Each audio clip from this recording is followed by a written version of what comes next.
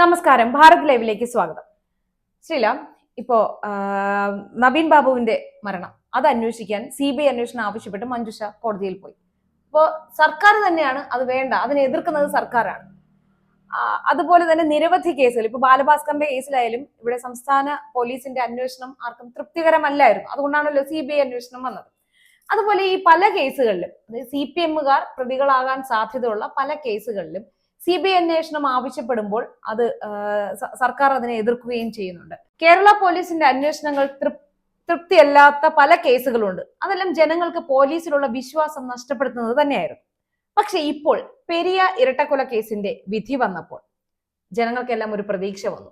നീതിന്യായ വ്യവസ്ഥയോട് തന്നെ ഒരു വിശ്വാസം വന്നിട്ടുണ്ട്. CBI ആണ് അന്വേഷണം, കേരള പോലീസ് അല്ല. അതെ, ആ CBI അന്വേഷണത്തിൽ CPM-കാരായവരാണ് പ്രതികളായി വന്നിട്ടുള്ളത്, അവർക്കാണ് ശിക്ഷയും വിധിക്കപ്പെട്ടിട്ടുള്ളത്. അപ്പോ ഈ സർക്കാർ CBI അന്വേഷണത്തെ എപ്പോഴും ഏത് കേസിലായാലും എതിർക്കുന്നത് സ്വന്തം ആൾക്കാരെ രക്ഷിക്കാൻ വേണ്ടിയാണെന്നല്ലേ ഇതിൽ നിന്ന് നമ്മൾ മനസ്സിലാക്കേണ്ടത്. തീർച്ചയായും MP ഗോവിന്ദന്റെ ഒരു പ്രസ്താവനയിൽ നമുക്ക് തുടങ്ങണം. CBI അന്വേഷണം ആവശ്യപ്പെട്ട് മഞ്ജുഷ പോയപ്പോൾ പറഞ്ഞ CBI കൂട്ടിലടച്ച തത്തയാണെന്നാണ്. ഏതായാലും കൂട്ടിലടച്ച തത്തയല്ല എന്ന് തെളിയിക്കപ്പെട്ടിരിക്കുന്നു. ഈ CBI അന്വേഷണം വേണ്ട എന്നായിരുന്നു ഈ പെരിയ കൊലക്കേസിലും ഇതുപോലെ തന്നെയുള്ളൊരു സ്റ്റാൻഡായിരുന്നു കേരളത്തിലെ സർക്കാർ എടുത്തത്. യഥാർത്ഥത്തിൽ ഞാൻ ഒരു കാര്യം ചോദിക്കട്ടെ, യഥാർത്ഥത്തിൽ എത്ര വലിയ നെറികേടാണ് കേരളത്തിലെ CPM കാണിക്കുന്നത് എന്നുള്ളതിന്റെ ഏറ്റവും ഉത്തമ ഉദാഹരണമാണിത്. അതായത് ഞാൻ പറയുകയാണ്, എന്നെ ഏത് അന്വേഷണ ഏജൻസി, ഞാൻ ഒരു കുറ്റം ചെയ്താൽ ഞാൻ പറയുകയാണ് ഏത് അന്വേഷണ ഏജൻസിയാണ്, അതായത് എന്റെ അച്ഛനും അമ്മയും അന്വേഷിച്ചാൽ മതി എന്ന് പറയുന്ന പോലെയാണ്. കാരണം ഒരു പ്രതി കേരളത്തിലെ CPM ചെയ്ത കൊലപാതകം, ആ കൊലപാതകത്തിൽ കേരളത്തിലെ CPM-ന്റെ സർക്കാർ ഹെഡ് ചെയ്യുന്ന പോലീസ് തന്നെ, അവരുടെ ആഭ്യന്തര വകുപ്പ് തന്നെ അന്വേഷിച്ചാൽ മതി, മറ്റൊരു അന്വേഷണം വേണ്ട എന്നാണ് ഇവരുടെയൊക്കെ തരത്തിലുള്ള തീരുമാനം. ഇപ്പൊ നവീൻ ബാബുവിന്റെ മരണമായാലും ഇതിനപ്പുറം തിരിച്ചടി ഉണ്ടാകുമെന്ന് കേരളത്തിലെ CPM-ന് അറിയാവുന്നത് കൊണ്ടാണ് നവീൻ ബാബുവിന്റെ മരണവുമായി ബന്ധപ്പെട്ട് കൂട്ടിലടച്ച തത്തയാണതുകൊണ്ട് CBI അന്വേഷണം വേണ്ട എന്ന് ശക്തമായി വാദിക്കുന്നത്. ഇവിടെ മറ്റൊരു പ്രധാനപ്പെട്ട കാര്യം, ഏതാണ്ട് 1,14,00,000 രൂപ ചെലവഴിച്ചാണ് പെരിയ കൊലക്കേസിൽ ഇത് CBI അന്വേഷണം വേണ്ട എന്ന് പറഞ്ഞുകൊണ്ട് ഹൈക്കോടതിയിലും സുപ്രീം കോടതിയിലും ഒക്കെ കേസ് നടത്തിയിട്ടുണ്ട്. 90 ലക്ഷം രൂപ ഹൈക്കോടതിയിൽ തന്നെ ചെലവാക്കിയിട്ടുണ്ട്. അതും മികച്ച അഭിഭാഷകരെ മറ്റു സ്ഥലങ്ങളിൽ നിന്ന് ഇറക്കിക്കൊണ്ടാണ്. കേരളത്തിന് സർക്കാരിന് സ്വന്തമായ അഭിഭാഷകരുള്ളപ്പോൾ അവർക്ക് ശമ്പളം കൊടുക്കുമ്പോൾ അതിലും മികച്ച അഭിഭാഷകരെ ഡൽഹിയിൽ നിന്നും മറ്റും കൊണ്ടുവന്നിട്ടാണ് ഇത്തരത്തിലുള്ള കേസുകളിലൊക്കെ കേരളത്തിലെ സർക്കാർ കേസ് നടത്തുന്നത്. ഇവിടെ അതേ നിലപാട് തന്നെയാണ് നവീൻ ബാബുവിന്റെ മരണത്തിലും ഉണ്ടായിട്ടുള്ളത്. ഒരു സംശയം, അതുപോലെ ഭാരത് ലൈവിന്റെ എല്ലാവർക്കും അറിയാവുന്ന ഒരു മാധ്യമപ്രവർത്തനാണ് SP പ്രദീപിന്റെ മരണവുമായി ബന്ധപ്പെട്ട കേരള പോലീസിന്റെ അന്വേഷണം തൃപ്തികരമല്ല എന്ന് പറഞ്ഞുകൊണ്ട് SP പ്രദീപിന്റെ ഭാര്യ കോടതിയിൽ പോയിട്ടുണ്ട്.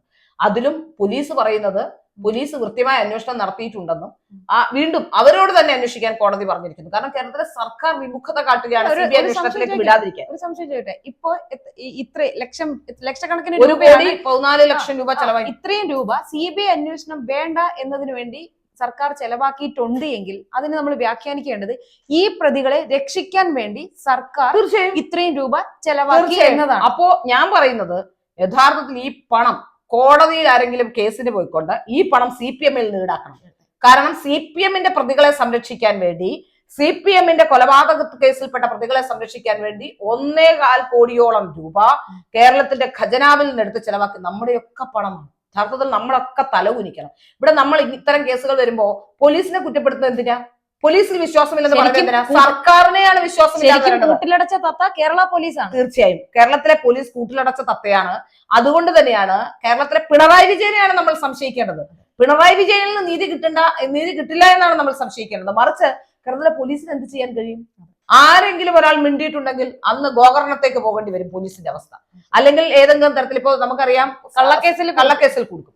അപ്പൊ അതുകൊണ്ട് തന്നെയാണ് പല ഉദ്യോഗസ്ഥരും ഇത്തരത്തിൽ പെട്ടുപോകുന്നത്. അല്ലെങ്കിൽ ഇവിടെ മറ്റൊരു പ്രശ്നമുള്ളത്, ചില സത്യസന്ധരായ ഉദ്യോഗസ്ഥർക്കാണ്. അവർ സ്ഥിരമായി പണി വാങ്ങിച്ചുകൊണ്ടിരിക്കുക. എനിക്കറിയുന്ന ഒരു പോലീസ് ഓഫീസറുണ്ട്, സ്ഥിരമായി ട്രാൻസ്ഫർ കിട്ടിക്കൊണ്ടിരിക്കുന്ന, അയാളുടെ പ്രൊമോഷൻ അടക്കം തടഞ്ഞു വെച്ചിരിക്കുന്ന ഒരു പോലീസ് ഓഫീസർ എനിക്കറിയാം. സത്യസന്ധരായ ഒരു പോലീസ് ഓഫീസർ. അദ്ദേഹം ഏതാണ്ട് ഒരു 20 കൊല്ലം മുമ്പ് SI ആയിരുന്നു, ഇപ്പോഴും SI ആണ്. CA പോലും അദ്ദേഹത്തെ ആക്കിയിട്ടില്ല. അപ്പോ DYSP റാങ്കിലേക്ക് വരേണ്ട ഒരാളാണ് ഈ കാലഘട്ടത്തിനിടയിൽ. അപ്പോ തീർച്ചയായും അത്തരത്തിൽ സത്യസന്ധരായ ഉദ്യോഗസ്ഥർക്ക് ഒരു തരത്തിലുള്ള ഇതും കിട്ടുന്നില്ല, ഒരു തരത്തിലുള്ള പ്രൊമോഷനോ മറ്റൊന്നും കിട്ടും. ഇപ്പൊ തന്നെ നമ്മൾ കണ്ടതാണ് അജിത്തിന്റെ, ADGP അജിത്തിന്റെ, പിണറായി വിജയൻ ഏറ്റവും അടുപ്പമുള്ള ആളാണ്.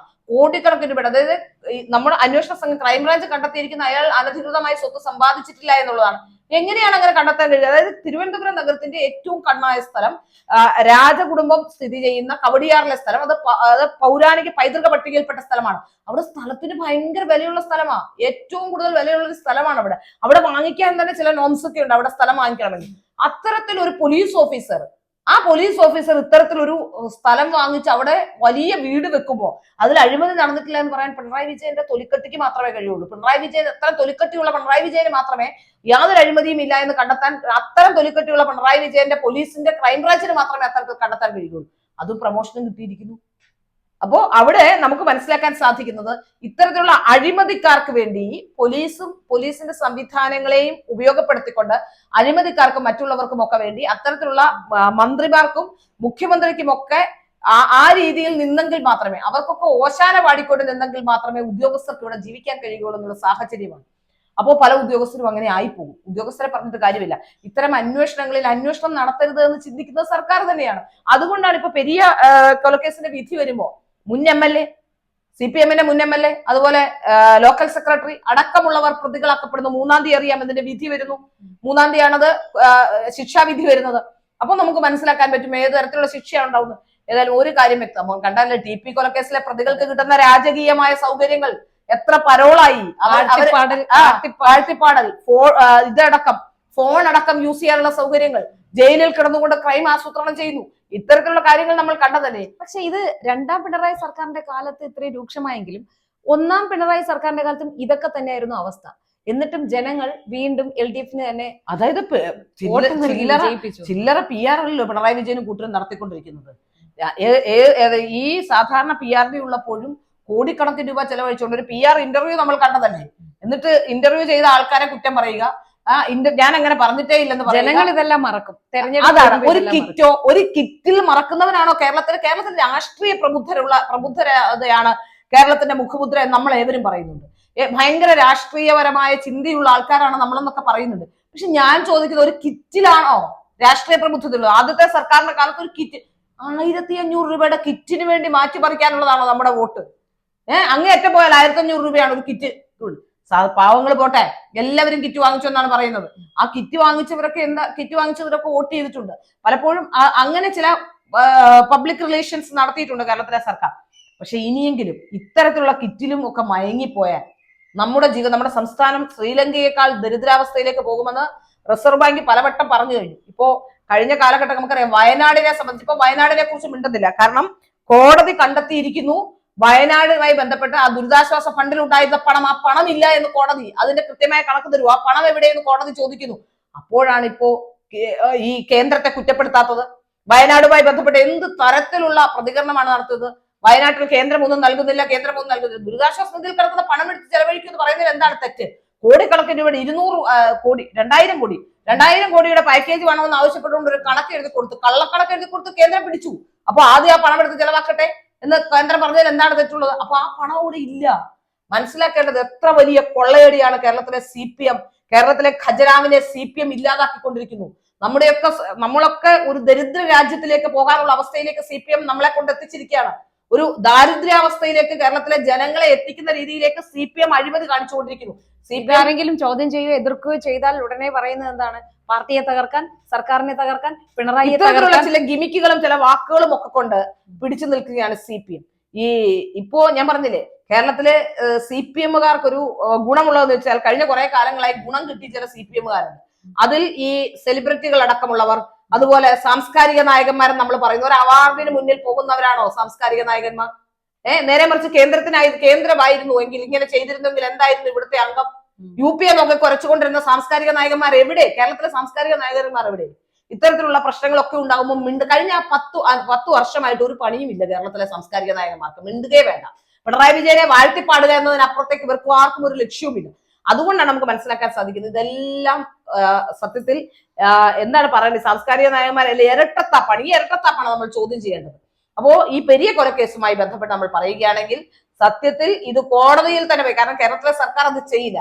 ആത്മാഭിമാനം CPM-നുണ്ടെങ്കിൽ ആ പണം തിരിച്ചു കൊടുക്കണം. CPM-ന് അറിയാം അവരുടെ ആൾക്കാർ തന്നെയാണ് ചെയ്തതെന്ന് അറിയാം.